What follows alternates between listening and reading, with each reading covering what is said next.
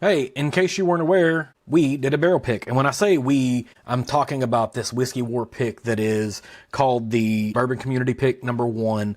Myself, Bearded Bourbon Life, Bourbon Lens, Whiskey Consensus all came together on this particular pick and put it out. And it's been out in the market for a little while, and I'm just now getting down to doing my release notes, tasting notes on this particular one, so I apologize greatly. But this is a 6.5-year-old 116 proof bottle.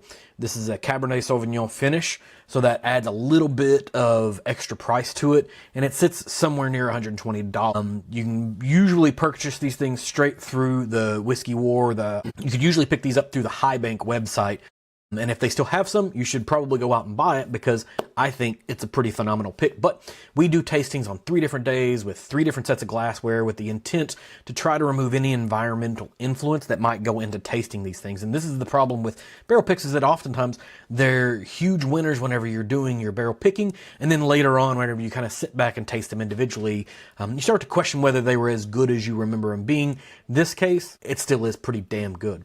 So the first time through, the nose on it gave me some semblance of brown sugar bark. So if you were to like imagine the bark on a piece of meat that's got brown sugar on it, that kind of thing.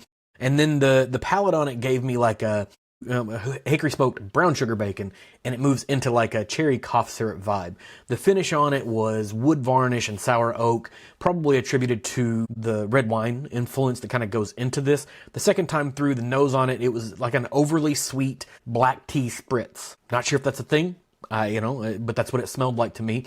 The palate on it was cherries in a dark syrup. And then the finish was oak and oil. It was really prominent, the oak cask, and a lot of oily viscosity kind of to it. And then the final time through, I got a nose of brown sugar gum, and then the palate was like a dark red, jammy fruit type thing. And then the finish was sour oak and tea.